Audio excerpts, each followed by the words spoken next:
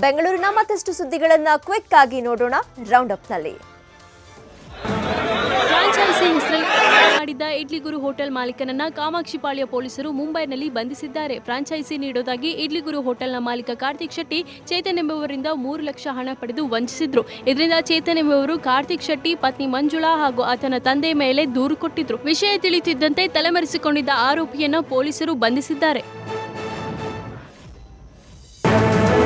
RT ನಗರದಲ್ಲಿ ಕಳೆದ ಜನವರಿ 23ರಂದು ನಡೆದಿದ್ದ ಶರ್ಮಾ ಕೊಲೆ ಕೇಸ್ ಪ್ರಕರಣದ ಮರಣೋತ್ತರ ಪರೀಕ್ಷೆ ವರದಿ ಲಭ್ಯವಾಗಿದೆ. ಕೊಲೆಯಾಗಿದ್ರೂ ಕೂಡ ಶ್ರವಣ್ ಶರ್ಮಾ ಮೃತದೇಹದಲ್ಲಿ ಯಾವುದೇ ಗಾಯಗಳಾಗಲಿ ಇರಲಿಲ್ಲ. ಇದೀಗ ಮರಣೋತ್ತರ ಪರೀಕ್ಷೆಯಲ್ಲಿ ಎದೆಯ ಮೂಳೆಗೆ ಪೆಟ್ಟಾಗಿ ರಕ್ತ ಹೆಪ್ಪುಗಟ್ಟಿದೆ ಎಂದು ವರದಿಯಾಗಿದೆ.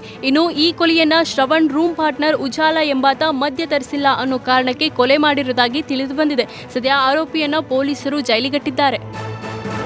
ಕಾರು ಚಾಲಕನಿಗೆ ಆಟೋ ಚಾಲಕ ಅವಾಚ್ಯ ಶಬ್ದಗಳಿಂದ ಆವಾಜ್ ಹಾಕಿದ ಘಟನೆ ಬೆಂಗಳೂರಿನಲ್ಲಿ ನಡೆದಿದೆ. ರಸ್ತೆಯಲ್ಲಿ ವಾಹನಗಳು ಸಂಚಾರ ಮಾಡುತ್ತಿದ್ದ ವೇಳೆ ಆಟೋ ಚಾಲಕ ಏಕಾಏಕಿ ರೈಟ್ ತೆಗೆದುಕೊಂಡಿದ್ರು. ರಸ್ತೆಯಲ್ಲಿ ಬರ್ತಿದ್ದ ಕಾರ್ ಆಟೋಗೆ ಡಿಕ್ಕಿ ಹೊಡೆದಿದೆ. ಇನ್ನು ಕಾರ್ ಆಟೋಗೆ ಡಿಕ್ಕಿ ಹೊಡೆದಿದ್ದೆ ತಡ ಸಿಟ್ಟಿಗೆದ್ದ ಆಟೋ ಚಾಲಕ ಗಲಾಟೆ ಶುರು ಮಾಡಿದ್ದು ಮಾತ್ರವಲ್ಲದೆ ಅವಾಚ್ಯ ಶಬ್ದಗಳಿಂದ ನಿಂದಿಸುತ್ತಾ ದರ್ಪ ತೋರಿದ್ದಾನೆ. ಈ ವೇಳೆ ಕಾರ್ ಚಾಲಕ ಇದನ್ನ ವಿಡಿಯೋ ಮಾಡಿಕೊಂಡಿದ್ದು ಆಟೋ ಚಾಲಕನ ವಿರುದ್ಧ ಪೊಲೀಸ್ ಠಾಣೆಗೆ ದೂರು ನೀಡಿದ್ದಾರೆ.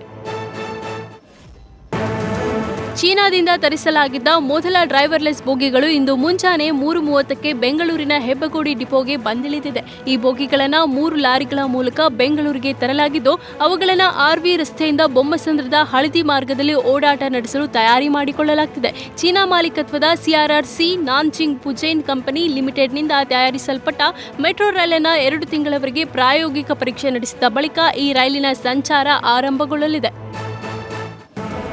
ಶ್ರೀರಾಮನ ದರ್ಶನ ಪಡೆಯಲು ಬೆಂಗಳೂರಿನಿಂದ ಅಯೋಧ್ಯೆಗೆ ಮೊದಲ ವಿಶೇಷ ರೈಲು ಹೊರಟಿದೆ. ಇಂದು ಬೆಳಗಿನ ಜಾವ 3:40ಕ್ಕೆ ಬೈಯಪ್ಪನಹಳ್ಳಿಯ ಸರ್ ಎಂ ವಿಶ್ವೇಶ್ವರಯ್ಯ ರೈಲು ನಿಲ್ದಾಣದಿಂದ ಹೊರಟ ರೈಲು 16ರ ಮಧ್ಯಾಹ್ನ ಅಯೋಧ್ಯೆ ಧಾಮ ತಲುಪಲಿದ್ದು, ಈ ಅಭಿಯಾನದಲ್ಲಿ ಬೆಂಗಳೂರಿನ 3 ಲೋಕಸಭಾ ಕ್ಷೇತ್ರಗಳ 1450 ಬಿಜೆಪಿ ಕಾರ್ಯಕರ್ತರು ತೆರಳಿದ್ದಾರೆ. ವಿಶೇಷ ಅಯೋಧ್ಯೆ ಪ್ರವಾಸಕ್ಕೆ ಸಂಸದ PC ಮೋಹನ್ ಚಾಲನೆ ನೀಡಿದರು.